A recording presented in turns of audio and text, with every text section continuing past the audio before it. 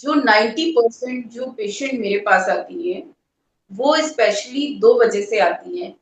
First one menstrual irregularities, उनके जो menses है वो इरेगुलर हो जाते हैं, जिसकी वजह से उन्हें प्रॉब्लम होती है। Hmm, second thing is abnormal weight gain, hmm, है ना? जो पेशेंट के साथ में जो उनकी मदर या कोई भी दूसरा जो रिलेटिव आता है, जो उनके साथ में जो भी उनका अटेंडेंट है, वो ये समझाने की कोशिश करते हैं कि मैडम खाने से रोकते हैं, लेकिन ये जो है इतना खाती हैं कि इतना ज़्यादा एब्नॉर्मल वेट गेन हो रहा है ना? हर किसी हम्म, को जो है बॉडी शेमिंग, जो वो टीनेज गर्ल्स से लेके एक नॉर्मल एज तक भी उनको वो ये नहीं समझ पाते हैं कि ये जो पेशेंट तो नहीं कहना ठीक होगा इनको, ये तो सिर्फ एक एक तरह से कह सकते हैं उस चीज से हम लोग जो है समझ नहीं पा रहे हैं कि सिर्फ एक नेग्लिजेंस है, पेशेंट नहीं है वो बस अपनी हेल्थ को नेग्लेक्ट कर रहे हैं, दैट्स व्हाई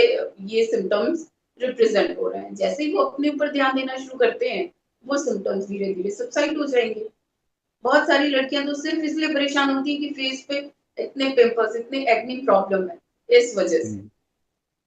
है ना? तो बस यही चीजों का अवेयरनेस हम लोगों को स्पेशली करना है कि ये कोई बीमारी नहीं है, it is not an disease, it is only a life style disorder, जो कि हम अपने लाइफ स्टाइल में चेंजेस लाके बिल्कुल आराम से इसको कंट्रोल कर सकते हैं। तो इसमें किस तरीके का हार्मोन इम्बैलेंस होता है, या फिर अगर उसको और सिंप्लीफाई तरीके से समझाना हो, ये दिखा तो है कि पीसीओएस, पीसीओएस है क्या वैसे? क्या फुल फॉर्म क्या है इसका? It is polycystic ovarian syndrome. Okay. आपके जो फीमेल हार्मोन्स, वही जस्ट लाइक जैसे हार्मोन्स होते हैं, है ना?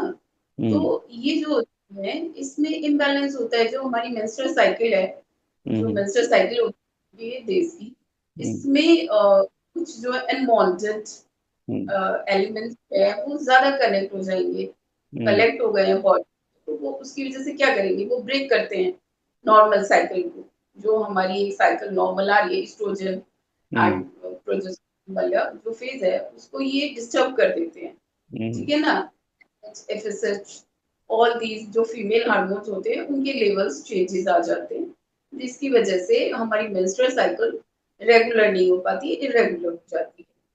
ठीक है? ओके। और चूंकि इसमें जैसे एफएसएच एलएच रेशियो और ये सब चीजें भी थोड़ा थोड़ा चेंजेस हो जाते हैं, लेकिन इनकी वजह से जो ये मेंस्ट्रुअल इरेगुलरिटीज तो इतना मतलब प्रॉब्लमेटिक नहीं होता है, जितना कि पेशेंट के लिए ये प्रॉब्लम क्रिएट करता है कि वो सडन एबनॉर्मल वेट गेन करने लगते हैं।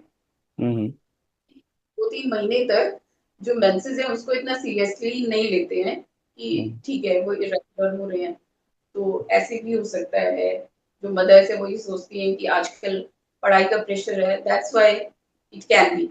लेकिन मेनली जब कंसर्न जाता है कि पीरियड तो इरेगुलर है ही, साथ में जो हम्म, बच्चा है उसको एक्ने की प्रॉब्लम हो रही है, थोड़ा बहुत उसको हेयर ग्रोथ हो रही है ना? और जो है कि एबनॉर्मल वेट गेन होने लगा है।